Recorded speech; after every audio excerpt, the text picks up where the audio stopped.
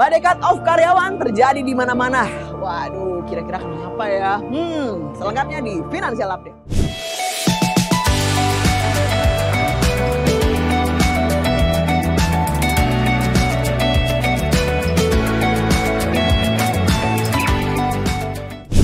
Tahun 2023 belum juga berjalan setengah tahun nih, tapi kita udah dikagetkan dengan adanya banyak sekali kabar karyawan pegawai semua di cut off. Waduh, yang heboh kemarin nih sempat ada info pegawai Google sebanyak 12.000. Tren cut off di perusahaan startup memang lagi booming sekarang. Tahun 2022 sampai sekarang ini, you name it, banyak banget perusahaan-perusahaan startup yang baru-baru ini muncul di mana-mana nih ya nama-namanya. Ini yang banyak sekali mereka mengurangi pegawainya. Efek pasca pandemi disinyalir menjadi dalang dari fenomena cut off para karyawan ini. Bener nggak sih? Bisa iya, bisa enggak. Menurut data BPS, rata-rata tingkat pengangguran terbuka di Indonesia mencapai 5,85% pada tahun 2022. Kalau sekarang saya akan coba menjelaskan kenapa ya sampai terjadi badai cut off para pegawai ini. Nah, kemarin kalau teman-teman mungkin ada ngikutin ya beritanya SVB. SVB itu Silicon Valley Bank. Para investor-investor muda nih yang sekarang pasti tahu tentang isu-isu SVB yang kemarin sempat viral. SVB itu adalah salah satu bank tertua juga ya, karena usianya masuk 40 tahun. Dia berdiri tahun 83, teman-teman. Ya, dia berada di kawasan Silicon Valley, itu lembah gitu. Jadi ada lembah Silicon di mana isinya adalah satu kawasan yang memang untuk investasi tapi untuk di bidang teknologi dan kesehatan. Teknologi apa aja sih yang bisa masuk ke investasi teknologi ya? Startup. Banyaknya perusahaan baru di bidang teknologi dan kesehatan yang muncul ini itu sebenarnya adalah efek positifnya COVID, yaitu menjamurnya bisnis-bisnis e-commerce, ya, bisnis pengantaran. Bener gak sih? Tiba-tiba ada aplikasi baru untuk belanja, untuk coba baju. Sekarang ya mau beli baju nggak usah datang ke mall, sudah ada aplikasinya. Badan kita difoto terus dipajangin sama bajunya, kira-kira bagus apa enggak. Nah, SVB itu bergerak di dunia investasi. Ya, SVB adalah bank yang memberikan pinjaman tapi juga untuk menyimpan dana dari para investor yang memang bergerak di dunia startup atau e-commerce yang sekarang lagi heboh rame-rame. Para investor ini naruh dana di SVB karena memang dia mengelola dana yang untuk disalurkan untuk bisnis-bisnis startup. Banyak startup besar itu lahir dari SVB ya dananya. Jadi nah, pada saat SVB ini berkembang pesat, ya dananya mulai banyak, terus kredit yang dialokasikan untuk para startup ini sudah mulai berkembang, otomatis SVB ini menjadi giant, jadi sukses banget gitu ya. Dananya tiba-tiba langsung terkumpul banyak sekali. Sehingga apa yang terjadi kalau begitu dana masuk ke SVB? Dia harus kelola si bank SVB ini ya. Dia harus kelola dana ini dibuang kemana.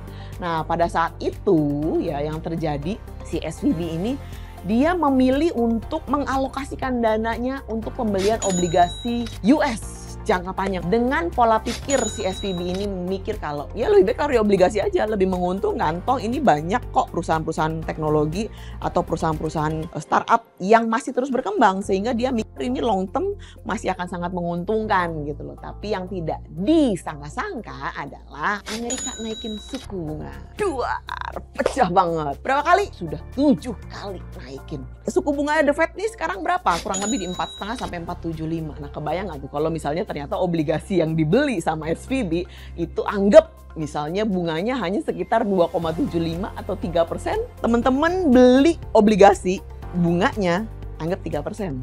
Tiba-tiba Amerika karena untuk menekan inflasi gara-gara COVID, ya, dia naikin suku bunga depositonya sampai ke 4,75. Orang-orang kira-kira harus gimana tuh?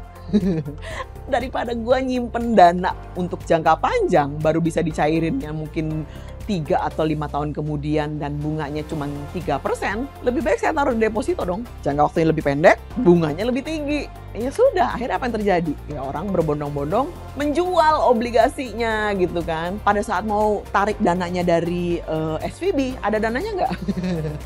Karena SVB itu kemarin ada salah persepsi mungkin ya, ada salah perhitungan.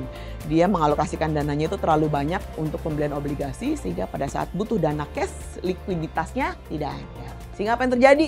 pada saat warga atau netizen ini butuh duit, mau ngambil duit dari Pak SVB, nggak ada sih. Apa yang terjadi? SVB harus memaksakan diri dia menjual obligasinya. Padahal dia beli obligasi misalnya di harga misalnya 150, tiba-tiba sekarang harganya masih di 110. Berarti pada saat dijual dia harus jual rugi. Ya, dia sudah jual rugi, dananya bisa dikembalikan, sehingga pada saat dikembalikan, ya dia sudah mengalami kerugian. Pada saat terjadi kerugian, memang para warga dan netizen ini sudah punya dananya untuk diambil gitu kan. Tapi karena mengetahui, oh, berarti dia pengelolaannya agak-agak kurang nih ya. Kok bisa sampai salah pemilihan investasi, sehingga apa yang terjadi? Investor langsung tarik dananya nggak kira-kira. Hanya dalam waktu kurang dari 48 jam, SVB kehabisan dana dan diketok palu bangkrut. Gila nggak tuh? Masih dalam lingkup yang besar di Amerika, tiba-tiba dia harus kolaps. Berat banget ya nggak sih? Tapi ya sekali lagi SVB juga banyak yang tertarik ya. Investor-investor luar, mereka mau bail out lah, mau apa. Tapi tentu saja tidak mudah untuk membail out. Tetap ada dana yang direstruktur, tetap ada dana yang dijaga sama pemerintah tentu saja. Kayak LPS-nya di sinilah ya. Nah, ada juga yang tidak dijamin LPS. Tapi dananya bisa dikembaliin nggak? Bisa juga. Kenapa? Karena US itu punya kebijakan yaitu bisa cetak duit dolar sebanyak-banyaknya. Di Indonesia bisa nggak? Nggak bisa. Itulah bedanya. Takut inflasi nggak sih? Iya, inflasinya Amerika udah berapa? Ada yang tahu nggak? Itu kalau nggak salah di tahun 2022 ya, di kuartal kedua, dia nyampe inflasi paling tinggi, yaitu 9%, 9,something%. Jadi kalau misalnya teman-teman nyimpen duit 1 juta dalam 1 tahun, itu sudah hilang hampir 10%. Bukan buntung ya teman-teman ya. Tapi karena ada kebutuhan akan dolar Amerika, karena dipakai untuk perdagangan global, sehingga Amerika menjadi sedikit lebih berani untuk mencetak. Ada materi yang cukup menarik lagi materi ini, yaitu banyak negara sekarang yang sudah tidak mau lagi pakai dolar, termasuk negara-negara seperti BRICS. Panjangan dari BRICS nanti teman-teman lah ya. Next tema ini akan seru sekali karena negara-negara itu akan bikin mata uang sendiri dan tidak mau lagi pakai dolar. Waduh, apakah waktunya kejatuhan Amerika? Nggak berani ngomong ya. Nah, balik lagi ke SVB nih. Di SVB ini karena ada beberapa perusahaan yang akan bail out, lalu ada peran pemerintah yang sekarang jauh lebih gercep lah ya, lebih cepat untuk menyelesaikan problem-problemnya. Apa pengaruhnya SVB collapse ke Indonesia? Ada bikin media bilang tidak ada pengaruhnya, tapi sebenarnya ada juga ya. Ya itu tadi, pengaruhnya adalah pada saat investor startup ini kan banyak taruh dana di SVB, bener ya? Pada saat SVB-nya ini terjadi kasus, dia tidak bisa keluarin dananya karena dananya sudah ngunci. Apa yang terjadi? Investor-investor startup ini dia kekurangan modal, bener nggak? Ya, untuk mengembangkan startupnya mereka di berbagai negara. Sehingga apa yang terjadi? Mereka harus kencengin ikat pinggang. Biaya yang pertama kali di-cut adalah karyawan. Kenapa karyawan? Karena karyawan adalah biaya paling besar yang dikeluarkan oleh perusahaan. Ya, jadi untuk penghematan. Nah, ini yang terjadi di banyak perusahaan startup saat ini, teman-teman. Kemarin GDID di Indonesia sudah tutup, ya. Lalu di Shopee, waduh, itu berapa karyawan harus ditutup. Gojek, Tokopedia, walaupun sekarang sahamnya sudah gabung jadi Goto, tapi dibilang sahamnya sudah naik, enggak juga ya. Karena begitu dihajar sama isu SVB kemarin juga sempat down juga, kurang lebih 3-4 hari sahamnya. Perusahaan sebesar SVB 40 tahun dengan dana kelolaan lebih dari 300 triliun dolar mungkin ya. Mungkin dicek boleh ya, ada berapa dana kelolaannya, berapa ratus ribu atau berapa triliun dolar itu dari kepemilikannya si SVB itu. Kalau pengelolaannya tidak tepat, perusahaan sebagus apapun pasti habis, pasti collapse. Maknanya apa sih dari kejadian SVB ini? Pinter-pinterlah mengelola dana keuangan, ya baik itu untuk personal maupun lembaga keuangan. Lembaga keuangan sehebat apapun kalau pengelolaannya tidak tepat, ya ujung-ujungnya habis seperti SVB. Hanya dalam 48 jam habis, ketok palu bangkrut. Gila. Serem ya? Kalau kayak begitu teman-teman harus kemana nih? Aduh, sekarang kalau kayak gitu, saya investasi apa ya yang bagus, yang aman? Nah, ini dia teman-teman. Teman-teman harus bisa ngecek dulu nih. Teman-teman harus aware dulu nih. Kalau teman-teman mau nyimpen dana, mau investasi, perusahaannya dilihat. Oke, perusahaannya sudah lama, sudah berdiri bagus, lama, sistemnya sehat.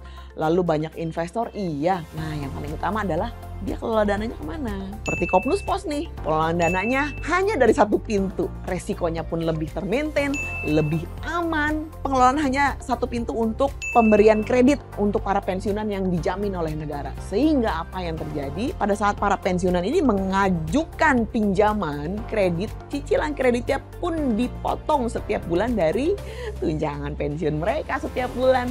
Waduh, kalau kayak gitu kan resikonya jauh lebih termaintain, teman-teman lebih tenang untuk nyimpen dana, ya nggak sih? Dana yang kita simpan pun jauh lebih liquid, sehingga teman-teman mau ngambil kapanpun dananya masih bisa.